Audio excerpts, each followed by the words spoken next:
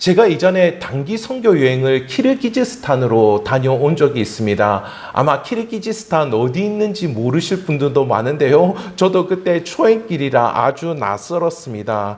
그런데 이 키르기즈스탄이라는 이 나라가 러시아의 전신인 이 소련으로부터 독립한 그런 나라이더라고요. 1991년도에 독립을 했는데 제가 갔을 그 당시에는 한 13년 정도 지났던 그런 상황이었습니다.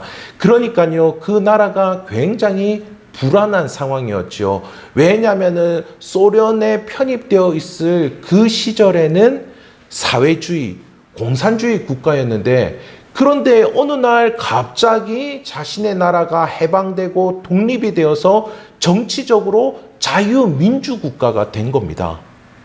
자유민주국가가 된 것이죠. 그래서 그 사회 가운데는 사람들이 어떤 사람들이 있었냐면, 다시 소련 그 당시처럼 사회주의 국가, 공산주의 국가로 돌아가고 싶다. 이러는 사람들이 있었습니다. 저는 어릴 때부터 자유민주주의 국가에 커와서 그게 도무지 이해가 안 됐는데, 이 사람들은 다시 사회주의 공산주의 국가로 돌아가고 싶다, 이런 사람들이 있었고요.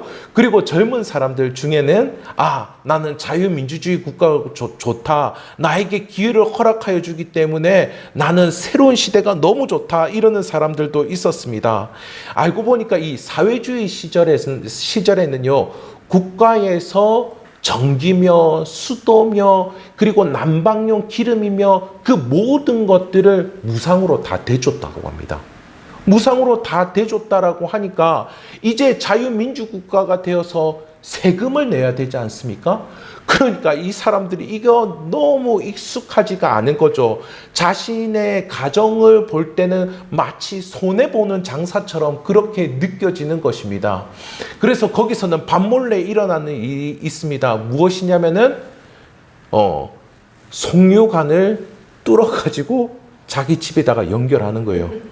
전봇대에 전기에다가 전기줄을 메어서 자기 집에 연결을 하는 겁니다. 저 상수도에다가 구멍을 뚫어가지고 파이프를 연결해서 자기 집에다가 놓는 것이죠. 그래서 혼란과 싸움이 끊이지 않는 그런 모습을 볼 수 있었습니다. 통치 방식이 무엇인지를 모르니까, 어떻게 통치를 받아야 될지를 모르니까 이 사람들이 그냥 자기 좋을 대로 하고 있는 겁니다. 사회는 더욱더 무질서해진 것이죠. 그렇다면 우리는 그리스도인으로서, 하나님 나라의 백성으로서, 하나님 나라의 시민권을 가진 자들로서 이 하나님 나라의 통치를 알고 계시는지요? 이 세상의 통치 방식이 아니고요, 이 세상이 흘러오는 대로 이 세상에 우리가 체면치레로 이 정도는 해야지, 뭐 이런 것들, 이런 통치 방식 말고, 그리고 지금 이 땅에 있는 자유민주주의, 시장경제, 이런 통치 방식 말고 하나님의 새로운 통치 방식을 경험하여 알고 계신지요? 오늘 말씀의 이 천국 비유를 통하여서 하나님의 통치 방식을 함께 살펴보는 시간을 갖도록 하겠습니다. 먼저 본문의 내용을 한번 좀 살펴봤으면 좋겠습니다. 여러분, 유인물을 통해서 아마 제가 이거 더 잘 볼 수 있을 겁니다. 유인물을 통해서 보시면은 이렇게 구절구절 확인하는 것이 조금 더 쉬울 것입니다.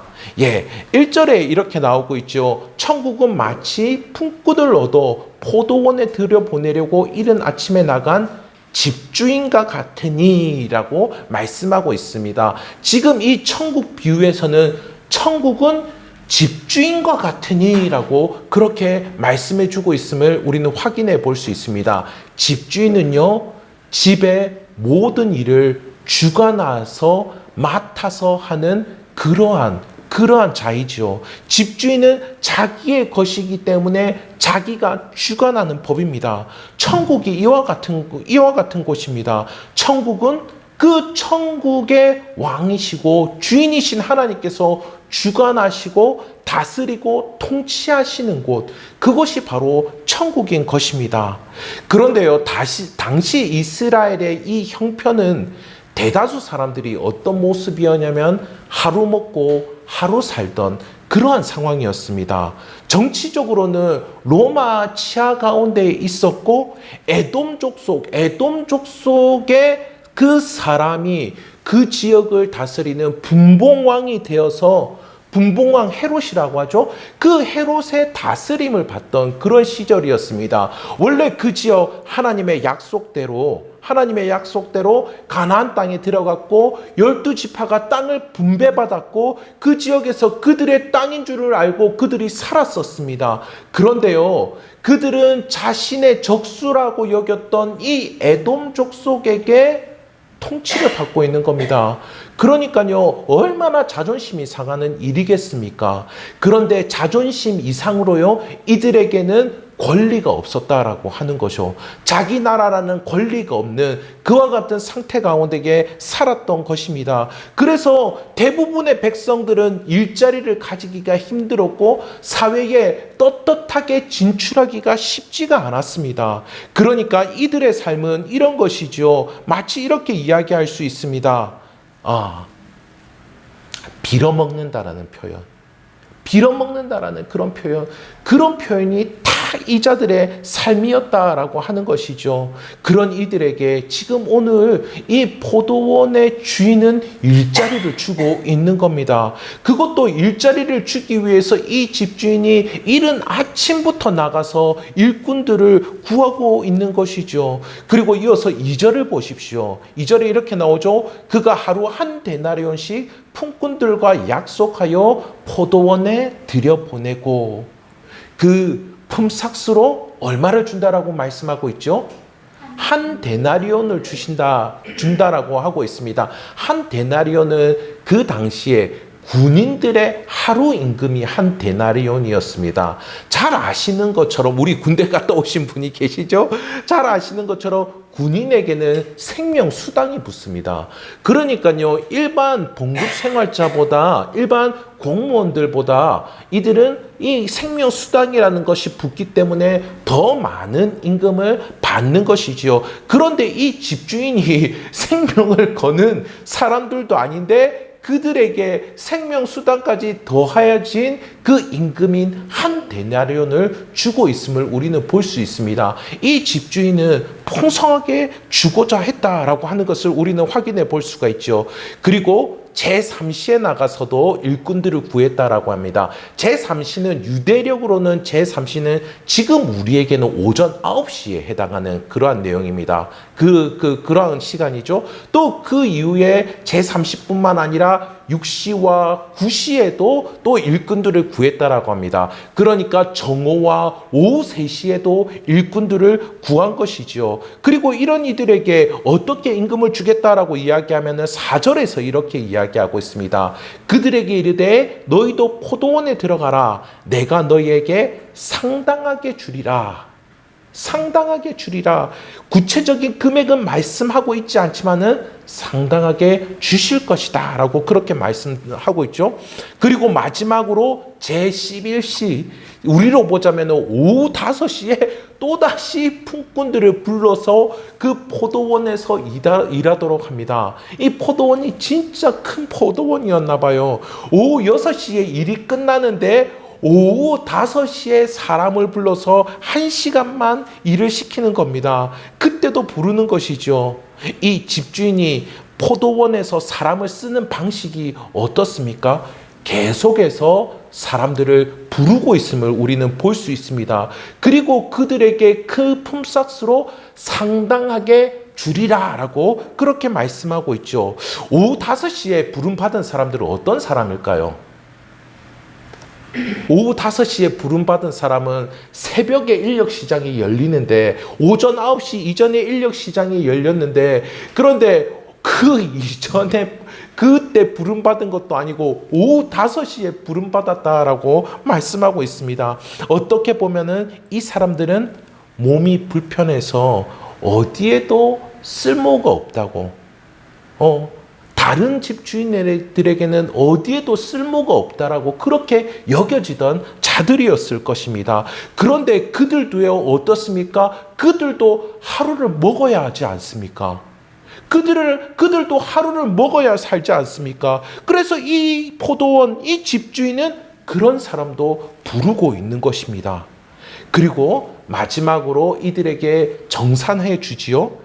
맨 마지막에 온 사람들, 그러니까 오후 5시에 와서 1시간만 일한 사람들에게 임금을 얼마나 주는지 아실 것입니다. 앞서도 약속한 것처럼 상당히 주리라 라고 그렇게 이야기했는데요. 그런데 그들에게 하루치 임금을 모두 다 주고 있는 것을 우리는 볼 수 있습니다.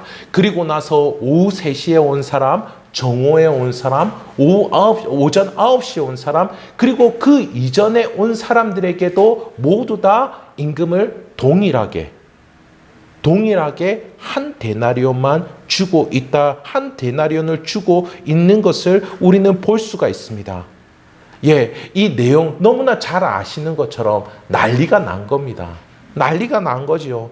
아침 일찍부터 와가지고 땀 흘리고 이 더위를 견뎠는데 그 아침 일찍 온 사람들이 이 집주인을 원망을 하는 겁니다. 왜 우리에게 저 1시간밖에 일하지 않은 사람들에게 또 한 데나리온을 줬는데 왜 우리에게도 똑같이 왜 한 데나리온밖에 주지 않습니까? 라고 하면서 그냥 입술이 대발 나온 것이죠. 집주인이 불공평하고 부당하게 자신들을 대우한 것처럼 그렇게 느껴집니다.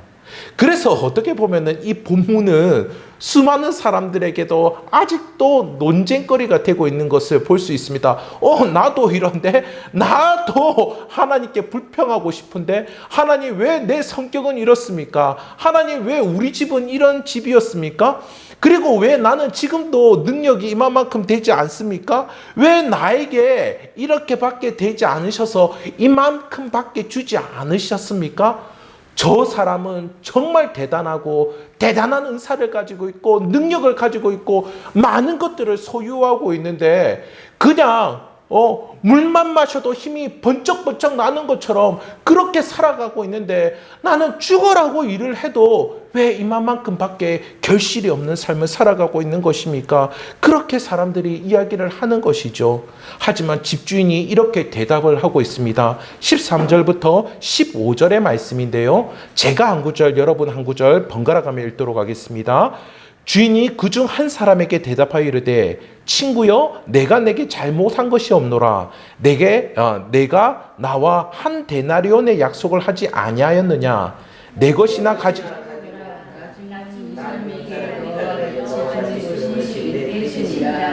내 것을 가지고 내 뜻대로 할 것이 아니냐. 내가 선함으로 내가 악하게 보느냐. 여러분은 이 집주인을 어떻게 생각하시는지요? 예, 성경에서 예수님이 이렇게 이야기를 해주셨으니까 이 집주인을 좋은 사람으로 인정하고 받아들여야 된다. 이렇게 생각하실 수도 있겠지만은 이 집주인의 관리 방식, 통치 방식에 대해서 여러분은 어떤 생각이 드시는지요? 실제로 내가 오전 9시부터 가서 일을 했다라고 한다면은 여러분은 어떤 마음이 드시는지요?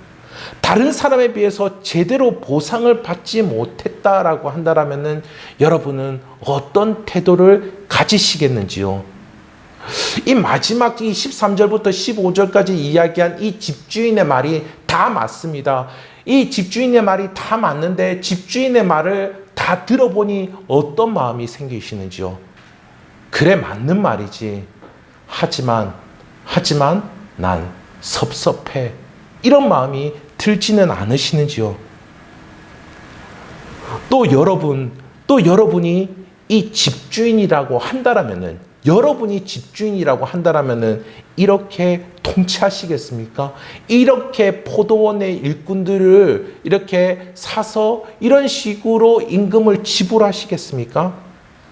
이 집주인이 참으로 지혜롭지 못하구나 그런 생각을 하실 수도 있을 것 같습니다. 하지만 이 이야기는요, 직원 고용에 대한 이야기가 아니고요, 합리적인 임금 체계를 만들자라는 이야기도 아닙니다. 이 이야기는 천국의 이야기다라고 하는 거죠. 천국 비유인 것입니다.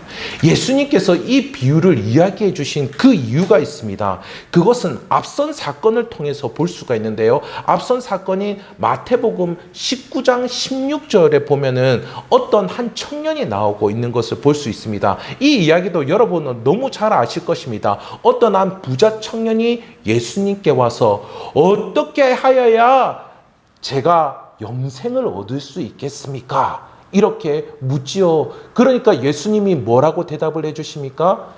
계명을 모두 지켜야 한다라고 말씀해 주십니다. 그리고 나서 예수님께서 한 계명 한 계명 말씀해 주시죠. 이 계명들은 모두 사람들과 관련된 계명입니다. 내 부모를 공경하라, 이웃을 사랑하라, 이와 같은 내용들, 사람들과 관련된 계명들이 하나하나 나오고 있습니다. 잘 아시는 것처럼 이 부자 청년은 계명을 모두 다 지켰다라고 그렇게 이야기합니다. 그런데 예수님께서 그 마음의 중심과 그 청년의 형편을 아시고 이렇게 이야기하시죠. 가서 내 소유를 모두 다 팔아 가난한 사람을 도와주라 라고 그렇게 이르십니다. 그때 이 청년이 어떻게 하시는지 잘 아시죠? 심히 근심하여 돌아갔다라고 이야기해 줍니다. 예수님은 그리고 나서 이 일을 겪고 나서 제자들에게 말씀하시죠. 부자들은 천국에 들어가기 어려우니라. 낙타가 바늘 귀에 들어가는 것이 부자가 천국에 들어가는 것보다 쉬우니라 라고 말씀합니다. 그러자 제자들이 묻지요. 이렇게 묻습니다. 그렇다면 누가 구원을 얻을 수 있습니까? 누가 구원을 받아서 천국에 가고 영생을 얻을 수가 있습니까? 그랬더니 예수님께서 제자들에게 가르쳐 주시지요. 19장 26절의 말씀입니다. 유인물 확인해 주시기 바랍니다. 19장 26절의 말씀 다 함께 읽도록 하겠습니다. 예수께서 그들을 보시며 이르시되 사람으로는 할 수 없으나 하나님으로서는 다 하실 수 있느니라. 아멘.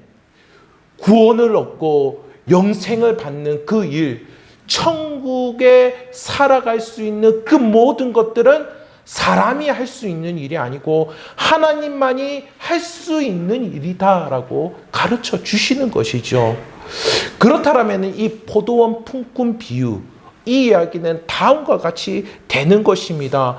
포도원 주인이 품꾼들을 부른 것, 그 모든 것들은 주인의 뜻에 달려 있다라고 하는 것이죠. 우리가 하나님의 나라에 들어가는 것도 우리의 노력과 우리의 힘이 아니고 하나님의 뜻하신 가운데에 달려 있는 것이다라고 하는 것입니다. 하나님의 뜻과 하나님의 능력과 하나님의 모든 것이 우리를 하여금 구원을 얻게 하고 영생의 삶을 살아가게 하고 천국 가운데에 지내게 한다라고 하는 것이죠. 그렇다라고 한다라면은 이렇게 은혜로 구원을 얻었다라고 한다라면은 어떻게 남들보다 더 수고를 했다고 보상을 요구할 수 있는가? 그 이야기를 하고 있는 것입니다. 자기가 남들보다 더 수고해서 천국을 얻었다라고 하면은 보상을 받는 게 합당하겠죠. 그러나 자기의 수고와 노력으로 아무리 해도 천국을 들어가는 데 있어서는 도움이 하나도 되지 않았다라고 한다라면은 어떻게 보상을 요구할 수가 있겠습니까? 그렇지 않다라면은 오히려 나를 포도원에 들여보내주신 그 집주인에게 감사해야 되는 것이 마땅하겠죠. 우리를 구원해 주신 분, 영생을 더하여 주신 분, 그 모든 것들을 아무런 대가 없이 무조건적으로 주신 그 은혜를 주신 분에게 우리는 감사를 해야 되지 않겠습니까? 예수님께서 이렇게 가르치신 직접적인 이유가 있습니다. 왜냐면요, 3년 동안 예수님을 따라다닌 수제자, 누군지 잘 아시죠? 베드로가 9장 27절에서 이렇게 묻는 것이 아닙니까? 이에 베드로가 대답하여 이르되 보소서 우리가 모든 것을 버리고 주를 따라 싸운데 그런즉 우리가 무엇을 얻으리까? 3년 동안 예수님 따라다녔습니다. 은혜가 무엇인지를 너무나도 많이 목격해 왔을 것입니다. 아무런 조건 없는 자들이 예수님의 기적을 체험하고 구원을 얻는 것을 보았습니다. 그런데 그럼에도 불구하고 예수님께 우리는 모든 것을 다 버리고 주님을 따랐는데 주님 보상해 주십시오. 무엇을 주시겠습니까? 라고 이야기하는 것입니다. 그래서 예수님께서 말씀하시죠. 먼저 된 자로서 나중되고 나중된 자로서 먼저 될 자가 많으니라. 베드로는 어떤 사람입니까? 가장 먼저 된 자이죠. 베드로는 가장 먼저 된 자입니다. 여러분은 이 자리에 있는 성도님들은 누군가보다 먼저 신앙생활을 하셨을 겁니다. 그리고 또 누군가보다는 더 수고하셨을 것입니다. 교회를 위해서, 교우들을 위해서, 또 예배를 위해서 여러 모양으로 수고를 하셨을 겁니다. 그래서 우리는 어떻게 보면 보상을 바라기 쉽습니다. 내가 누군가보다 먼저 했기 때문에 저 사람보다도 받아야 되지 않겠습니까? 라고 말이죠. 그래서 우리는 오늘의 베드로가 되기 쉽습니다. 오늘의 베드로요. 내가 주를 위하여서 이렇게 따랐는데 무엇을 얻을 수 있습니까? 라고 말이죠. 베드로가 받는 것은 무엇입니까? 베드로에게 어떤 보상을 해준다 할지라도 베드로는 이미 큰 것을 받았습니다. 무엇이죠? 바로 크신 하나님의 은혜를 받았다는 것이죠. 구원을 받았습니다. 천국에서 살 수 있다라고 하는 것이죠. 우리도 마찬가지인 줄 믿습니다. 받은 은혜를 헤아려 보십시오. 오히려 받은 은혜를 헤아려 보십시오. 그래서 은혜에 감사와 기쁨으로 반응하실 수 있는 저와 성도님들 되시기를 간절히 소원합니다. 오늘 주신 이 말씀의 의미가 있습니다. 그것은 무엇이냐면은 사람에게 필요한 것은 공평하고 공정한 것이 아니고요. 진짜 사람에게 필요한 것은 은혜다라고 하는 것이죠. 은혜다라고 하는 것. 사람에게 필요한 것은 능력껏 인센티브를 받는 것이 아니고요. 진짜 필요한 것은 은혜입니다. 은혜요. 장터에 놀고 있는 사람들이 그날 하루 벌지 못하면은 공치면은 먹지를 못하지 않습니까? 누군가에게 부름받지 못하고 이르지 못한다라면은 굶어야 합니다. 이런 이들에게 필요한 것이 공평이겠습니까? 이런 일들에게 필요한 것이 공정한 그런 것이겠습니까? 공정한 임금 체계, 합리적으로 받도록 하겠다 이런 것이겠습니까? 아니죠. 이들의 조건과는 상관없이 이들에게 필요한 것은 은혜인 줄 믿습니다. 네. 그런데요, 지금은 이 2000년 전 유대인의 상황과 같지 않지 않습니까? 지금 우리가 살아가는 이 세상은 이때와는 다른 것처럼 느껴집니다. 지금은 우리는 보다 나은 일자리를 얻고 싶어 하죠. 그리고 우리 자신의 실력으로 인정을 받으려고 합니다. 공정하게 경쟁하는 것, 이것이 합리적인 것 아닙니까? 이것이 지금 합리적인 이치입니다. 그래야지 서로에게 군말이 없지 않습니까? 그렇다라고 한다면은 정말 잘 나가는 사람, 그리고 도덕적으로 괜찮아 보이는 그런 사람에게도 은혜가 필요할까요? 어떠십니까? 그런 사람들에게도 은혜가 필요하겠습니까? 정말 보니까요, 저는 재벌들의 모습들을 미디어만을 통해서 보고 가끔씩 뒷이야기로 올라오는 SNS도 많은데요. 국내의 재벌 2세, 3세대는 그런 분들을 보는데 가진 것도 많은데 왜 그렇게 다들 착하십니까? 다들 정말 성품도 좋고요. 다들 착하고요. 그리고 능력도 다들 있습니다. 이런 사람들에게 은혜가 필요하겠습니까? 사람들은 모두 다 행복해지고 싶어 하지요. 행복하기 위해서 돈을 가지려고 하는 사람들이 있습니다. 그런데 돈을 가지고서 정말 중요한 거 살 수 있습니까? 돈을 가지고서 사랑을 살 수는 없을 것입니다. 또 어떤 이들은 행복해지기 위하여서 자신의 삶을 안정되게 하기 위하고 자신감을 가지도록 살게 하기 위해서 힘을 가지고자 하지요. 그런데 이 힘을 가지면 어떻습니까? 마음대로 휘두릅니다. 마음대로 휘두르 마음대로 이렇게 조작하다 보면 어떻습니까? 그것 가운데에서 상처를 입고 다치는 이들이 있는 것들을 볼 수가 있습니다. 또 다른 사람들에게 좋은 평판을 얻고자 합니다. 사람들에게 인정을 받으려고 하지요. 하지만 사람들의 평가는 이랬다 저랬다 굉장히 불안한 것들을 볼 수가 있습니다. 우리나라 최고의 법이 국민정서법이다라고 그렇게 이야기하잖아요. 국민정서가 하루에도 왔다 갔다 합니다. 그래서 진짜 사람들이 원하는 것은 무엇이냐면은 무조건적인 사랑을 원합니다. 그리고 절대적인 삶의 목적을 사람들이 찾고자 한다라고 하는 것이죠. 무조건적인 사랑을 받으려고 합니다. 2022년도에 목회 데이터 연구소에서 우리나라의 무종교인들을 조사를 했는데요. 우리나라의 이 무종교인들이 이 65%가 넘었다라고 합니다. 데이터를 그러니까 우리나라의 모든 데이터를 조사한 이래로 무종교인이 가장 많은 수치였다라고 합니다. 지금 더 늘지 않았을까 모르겠는데요. 우리나라의 65% 인구가 무종교인이라고 합니다. 그런데 이 무종교인들 가운데에 신의 존재를 인정하는 사람이 얼마나 될까요? 저는 무종교인이라서 신의 존재를 부인을 할 줄 알았는데요. 그런데 그것 가운데에 40%나 되는 분들이 신의 존재를 인정했고요. 그리고 사람에게 영혼이 있다라는 거, 이거를 인정하는 것은 70%가 넘었습니다.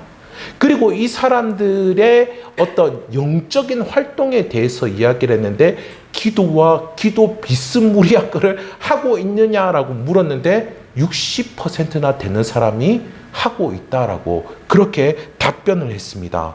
저는 굉장히 놀라웠는데요. 우리 사회가 급작스럽게 아주 비종교적인 모습으로 바뀌었습니다. 모든 종교기관들이 모두 다 우리나라의 큰 그 4대 종교 모두가 인원이 다 줄었습니다. 저는요, 이렇게 된 모습이 대체로 이 종교기관에 대한 회의적인 모습 때문이 아닌가 이런 생각이 드는데요. 그런데 하지만 사람들은 이렇게 영적인 활동을 하면서 신을 의지하려고 하는 마음이 여전히 있음을 우리는 확인해 볼 수가 있습니다. 사람들은요, 은혜를 구한다라고 하는 것이죠. 사람들은요, 비로소까지도 받고 싶어 하는 마음이 있다라는 겁니다. 자기 삶의 한계가 너무나도 많지만 그 한계 이상의 것이 자기에게 주어지기를 간절히 소원한다라고 하는 것이죠. 무조건적인 사랑을 받고 싶어 합니다. 이 무종교인과 이슬람 교인들에 대한 이 비교를 한 내용을 제가 한 책에서 읽었는데요.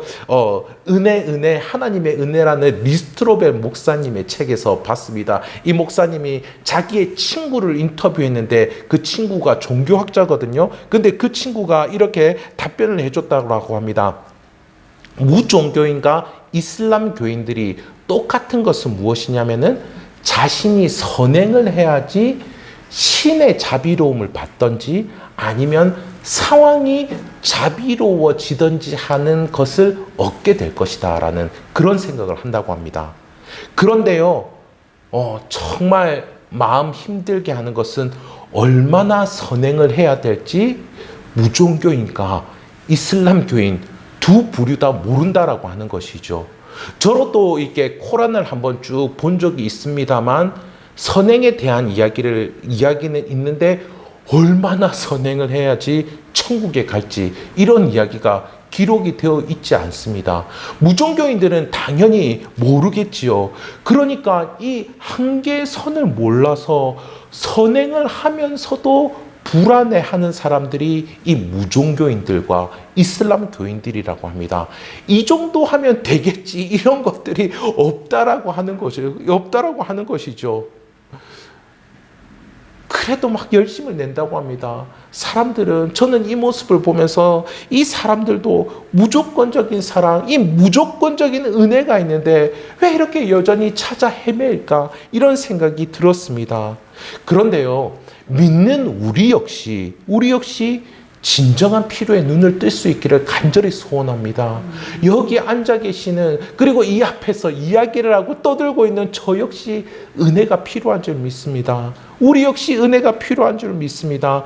앞서 우리가 봤던 어떤 부자 청년의 이야기 봤는데요. 그 부자 청년처럼 우리 역시 진리의 말씀 앞에, 우리 하나님 말씀 믿지 않습니까? 하나님 말씀 앞에 우리 자신을 한번 세워보시기를 바랍니다. 그렇다라고 한다면은 우리의 탐심이 통제되고 있는지 보십시오. 그리고 부모를 공경하는지 한번 보십시오. 하나님을 사랑하고 있는지 한번 확인해 보십시오. 우리는 지금도 은혜가 필요한 그러한 자들입니다. 하나님의 은혜를 갈망하는 이 심령, 이것이 천국에서 사는 것임을 경험할 수 있게 되시기를 우리 주님의 이름으로 축복합니다. 다음으로 생각해 볼 이 비유의 의미는 먼저 된 자와 나중된 자 모두 구원의 은혜에 차별이 없다라고 하는 것입니다. 나중된 자라 할지라도 구원의 은혜를 조금 받는다, 이런 것은 없다라고 하는 것이죠. 먼저 된 자가 나중되고 나중된 자가 먼저 된다라고 한다라면은, 먼저 된 자가 나중되고 나중된 자가 먼저 된다라고 하는 것, 이 표현을 보자면은 먼저 된 자나 나중된 자나 모두 다 함께 결승선을 들어온 겁니다. 모두 다 함께요. 먼저 되든지 나중 되든지 상관이 없이 들어온 자는 모두 다 구원의 은혜를 풍성하게 경험할 수가 있는 것입니다. 신앙생활을 먼저 하면 혹시 어디 가서 신앙생활을 먼저 하셔서 신앙 포인트를 받아본 적이 있습니까? 예, 저는 신한 포인트는 받아본 적이 있는데 신앙 포인트는 받아본 적이 없습니다. 신앙생활을 남보다 더 열심히 하면 혹시 서비스 포인트를 받아보신 적이 있습니까? 그러신 적이 없죠. 혹시 그 신앙 포인트 말고 신앙 포인트를 가지고서 혹시 집 사신 분 있습니까? 차 사신 분 있으세요? 학교도 가고 그러신 분이 있습니까? 먼저 신앙생활하는 거, 그냥 이 자체가 은혜입니다. 이 자체가 은혜입니다. 또 열심히 신앙생활을 한 것, 그 자체가 은혜죠. 예전에 이런 간증이 많았습니다. 기도를 열심히 했더니 취업이 됐다, 이런 이야기를 하는 분들이 간혹 있었는데요. 그럴 수 있습니다. 그런데요, 이제는 쉽게 이직을 하는 시대입니다. 그러니까 이제 취업이 됐다, 이런 것은 그냥 별 대수가 아니게 되어버렸죠. 기도하면 뭐가 좋을까요? 기도하면 우선 딴짓을 안 할 수 있습니다. 저도 딴짓 안 하려고 기도를 하는데요. 예, 실제를 살아가는 우리들은 우리의 몸이 어디 있느냐가 너무나도 중요하겠죠. 학생이 학교에 있는 게 중요합니다. 학교에 있다고 해서 그 학교에 있는 시간 전부를 공부는 하지는 않을 것입니다. 그렇지만은 적어도 학교를 가기 때문에 사고를 치지는 않는 것이죠. 신앙생활은 그만큼 우리를 유혹으로부터 지켜주는 것입니다. 뿐만 아니라요, 기도를 열심히 하면요, 누가 좋습니까? 기도를 열심히 하면요, 하나님이 좋으실까요? 하나님은 이미 좋으신 분이십니다. 기도를 열심히 하면요, 우리가 좋죠. 우리의 마음이 변하고요, 우리의 생각이 변하고요, 우리의 생활이 변화를 받는 것입니다. 그렇게 되는 것이죠. 이렇게 구원의 은혜 가운데에 신앙생활을 하는 그 자체가 은혜인 줄 믿습니다. 아니, 그렇다면 내가 먼저 와서 이렇게 열심을 냈고 다른 사람은 늦게 와가지고 게으르게 했는데 똑같이 대해준다라면은 그냥 나도 그냥 천천히 와서 건들건들 그렇게 해도 되겠네요, 이런 질문을 할 수도 있을 것입니다. 그렇게 신앙생활을 해도 되겠네요, 그렇게 하나님을 믿어도 되겠네요, 이런 질문을 할 수도 있을 것입니다. 그런데요, 이런 반응은 은혜를 몰라서 그렇습니다. 장터에 굶고 있었고 놀고 있었던 사람을 부른 것이죠. 무조건적인 은혜를 받은 것입니다. 은혜를 안다라면은 어떻게 시큰둥하게 있을 수가 있겠습니까? 은혜를 알면 남들과 비교할 이유도 없는 것입니다. 왜냐하면요, 은혜를 받은 것만으로도 감사하고 벅차기 때문이죠. 그렇다라고 한다면은 이제는 이미 주신 이 구원의 은혜를 알아가고 소중히 여기실 수 있기를 간절히 소원합니다. 동화 왕자와 거지 이야기 잘 아시지요? 왕자와 거지 이야기 잘 아시는데, 이 왕자가 이 왕자로서의 품격, 왕자로서의 권위와 위엄, 이 왕자로서의 자신의 그 존재감, 이것들을 풍성하게 온전히 알았다라고 한다면은 그가 거지꼴로 밖에 나갔었을까요? 그러지 않았을 것입니다. 왕자가 자신의 왕자된 그 소중함을 알고 있었다라면은, 저 세상에 좋은 것이 많을 것 같아서 세상 구경하러 나가지 않았을 것입니다. 거짓골로 그렇게 가지 않았을 것입니다. 마찬가지이지요. 우리가 이 그리스도인 된 구원의 은혜를 소중하게 여기다라고 한다라면은 더욱더 그 은혜 안에 살려고 할 것입니다. 결코 세상의 가치관대로 내가 한 대로 보상을 받아야 되겠습니다. 내가 저 사람보다 더 받아야 되겠습니다. 이렇게 하지는 않을 것입니다.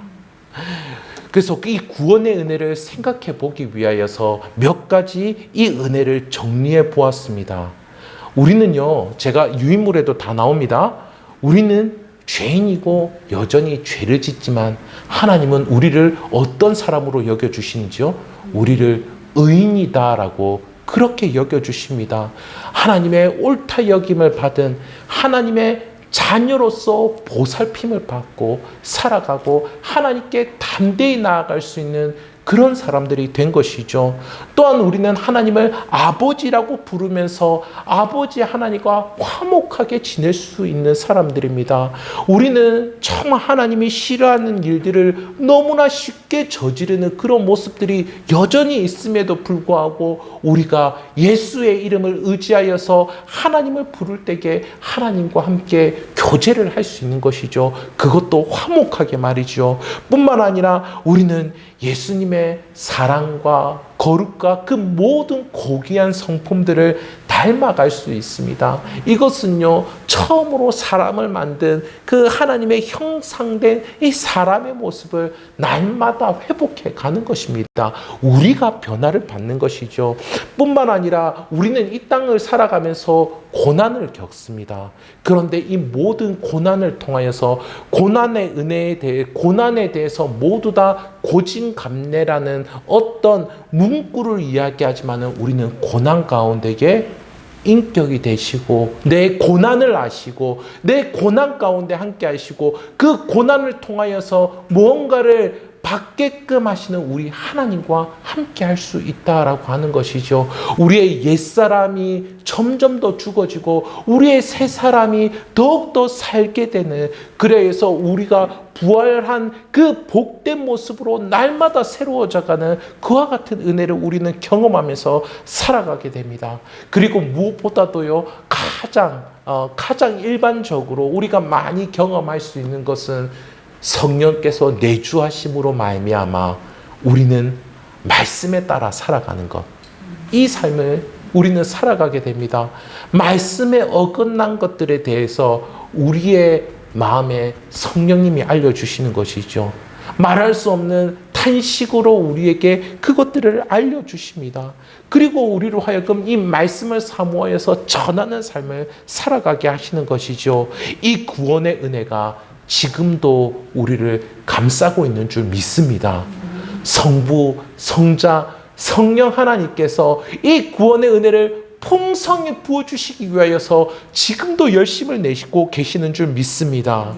이와 같은 통치를 받을 수 있는 나라, 이 나라에 살고 싶지 않으십니까? 바로 이 나라가 하나님의 나라입니다. 이 구원의 은혜를, 이 하나님 나라에서 이 구원의 은혜를 체감하여 알게 되시는 은혜가 가득하시기를 간절히 소원합니다. 언제나 은혜, 하나님의 은혜를 구하시기를 간절히 소원합니다. 말씀을 맺도록 하겠습니다. 이렇게 복된 은혜가 하나님 나라의 통치 방식입니다. 이 땅을 살아가며 우리는 세상 문화에, 세상의 통치 방식에 쉽게 휩쓸립니다. 그 세상의 다스림을 받기가 쉽습니다. 하지만 하나님께서는 지금도 모든 나라와 모든 영혼들을 다스리고 계시는 줄 믿습니다. 지금도 우리를 부르셔서 구원의 은혜 가운데 살도록 해 주시는 것이죠. 이 사실을 마음에 새기며 그리스도인 된 그 멋진 품격을 더욱더 알아가시고 그 품격을 보이시는 저와 여러분들이 되시기를 우리 주님의 이름으로 축복합니다.